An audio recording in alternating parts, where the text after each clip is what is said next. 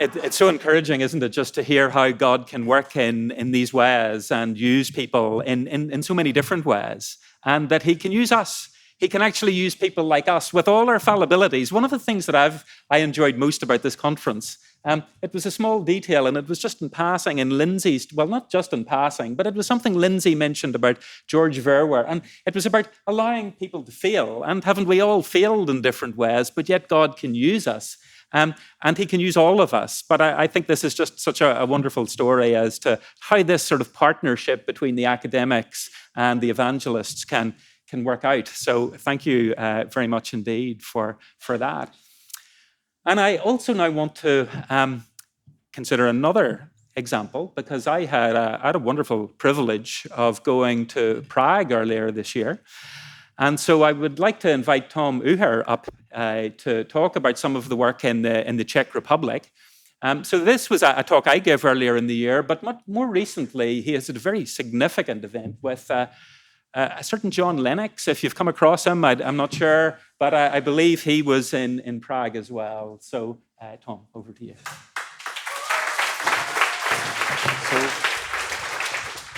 So the Czech Republic is is known to be one of the most atheistic countries in the world.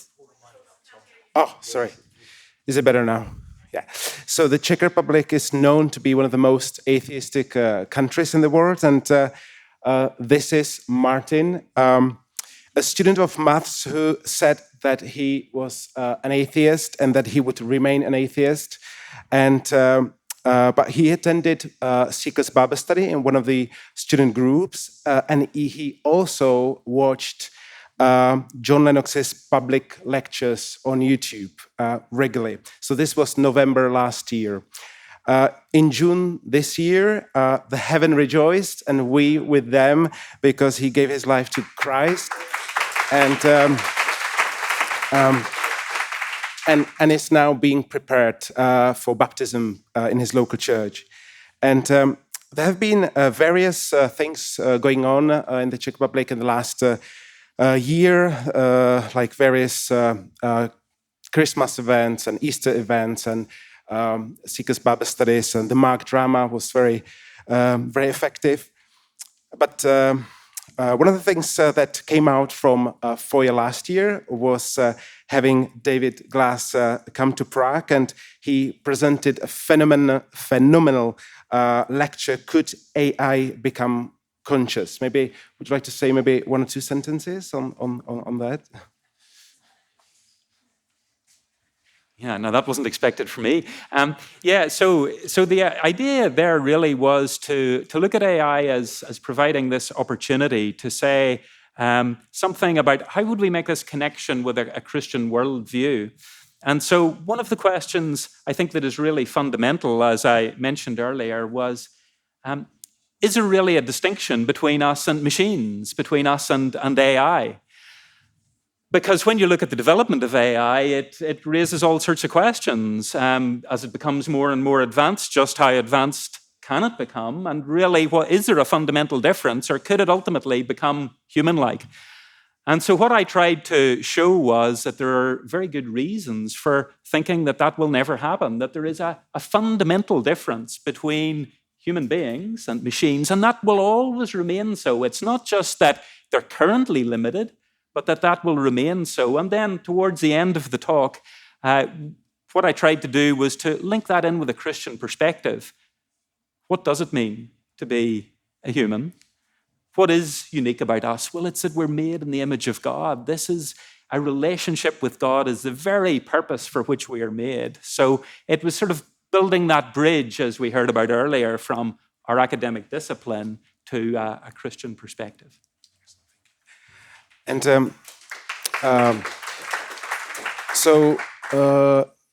unlike Slovakia that we had yesterday, it's actually the Czech students are quite shy about putting up a public event. So we thought to these 5 students studying at this faculty, how about if we do it and you help us? So they did, and they were surprised that 50 people, most of them non-Christians, came along. And then at the end of the event, instead of them helping us, it was actually us helping them. And they were emceeing, inviting students to their local group. So it was really wonderful that David's talk gave them confidence that actually next time they can organize it themselves. Now, all these events are like individual events, and in the book of Acts, we see individual events in which we see God at work. And like Ethiopian, the conversion of Ethiopian, or Paul's preaching in Athens, and other things where God is at work. But then when you read the book of Acts as a whole in one go, you get a different perspective of God working over the face of 35 years. And it isn't quite 35 years yet since I attended the first Feuer in 2007.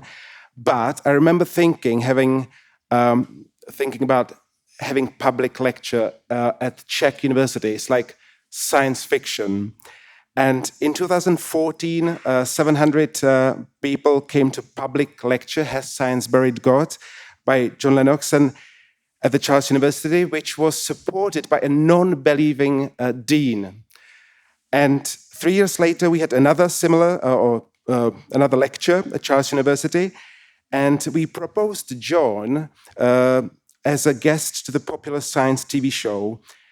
There was no answer, except that they interviewed Richard Dawkins instead a few months later. But the Czech publishers did a good job, and soon enough they translated Could Science Explain Everything? And then Where is God in Coronavirus and Have No Fear. And then came October 2023, and John Lennox was in Prague again, and this time for this occasion. So it's Dagmar Havlová, which is the widow after Václav Havel, presented the prize, is a foundation prize, because the prize was given to him for unmissable contribution to the public debate in the role of religion in contemporary civilization. That's how they phrased it. We were hoping to have John here, but he's resting. And I had prepared a couple of questions for him, but I already know the answers because because these questions I asked him with the Czech academics on different occasions. So, John, tell us what it was like for you to receive this prize, and what opportunities did it give you to share the gospel? Oh, he would reply.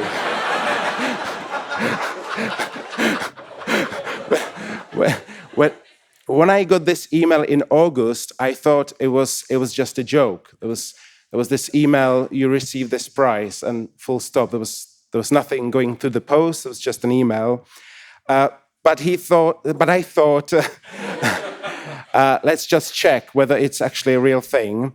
And yeah, so it was. And so the whole thing consisted of few things. First, on Wednesday, the foundation organized a lecture, AI, Atheism, and the Future of Religion. They did it in monastery. It was organized by this foundation. So I gave this lecture, which overlapped with the content of the book 2084.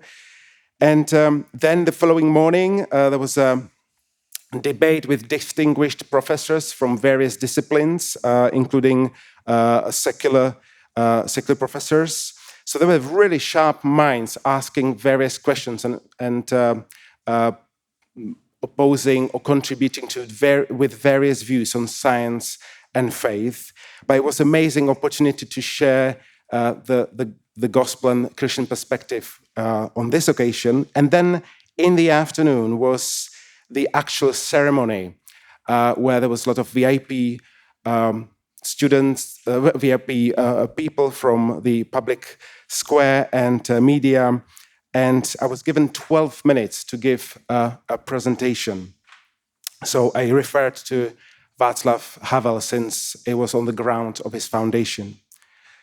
Oh, thank you, John. That's great.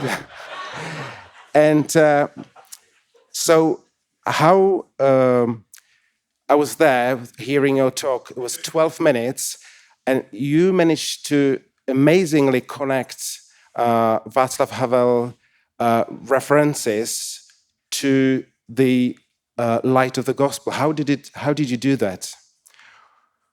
Yes, well, I have to do a little bit of reading. In fact, I spent a few weeks just submerging myself in Václav Havel's writing. I read all his letters to Olga, his previous wife, several times, and and then I found this quote by Václav Havel, which or his kind of elaboration and discovery, where he was amazed by the prologue of John's Gospel that we just heard. The Word was God. At the beginning was the Word, and the Word was with God. The Word was God. And Václav Havel was fascinated by this, and he realized just how powerful the Word is. And he wrote a few books about that, or referring to that. And so I used it as a bridge to point people where the word comes from, and that's got something to do with our desire for eternity. And it was amazing, the response from the people, even at the background. So Václav Havel's, the widow after Václav Havel, Dagmar, came and she hugged me with tears, saying that she never heard anything like that said about the writings that Václav Havel wrote. Thank you, John. You can sit down.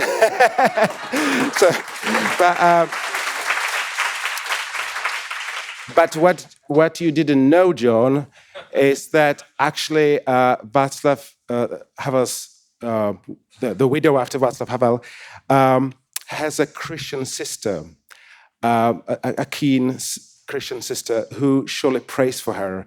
So it's just wonderful, just one of the many ways that God works in people like her. Now, the outcome was that John was on Czech national television in the evening, not in the science show, but in the main evening news. And he was interviewed by different radios and different televisions and magazines. And then the door opened to have his books translated into Czech and distributed in the mainstream bookshops. We had many students come to the lecture about AI, atheism, and we handed out a lot of his books. And then we also held meeting with Christian professors. Oh, sorry. So that's the prize, and so that's the Dagmar. Dagmar is on the on his side. This was the lecture in a monastery organized by the foundation, and that what we did the following day, inviting over 30 academics. Unfortunately, only 8 could actually come, but it was very good that we could use this occasion to actually find and discover new academics, Christian academics that we didn't know about. And also at this meeting, it was really encouraging for them to ask questions and hear how to be good witness, how to use their academic disciplines. And one of the people there, senior professor of maths and physics department, back in 2017, when we asked him to host the event, he was very shy and very reserved. But now after this meeting, he said, Tom, if you ever want to organize anything at my department, the door is open. So it was really a lovely occasion. We also invited John to meet with the key pastors, and it just helped us to show them the significance of the gospel work at the university. And again, the pastors then, some of them expressed willingness to partner with us. So these are some of the outcomes. And maybe a couple of prayer points to close with. One is just praising God for this opportunity and for the door open for wide distribution of the books and gospel work. And please pray for the right choosing of the right publisher for the book 2084 and other books.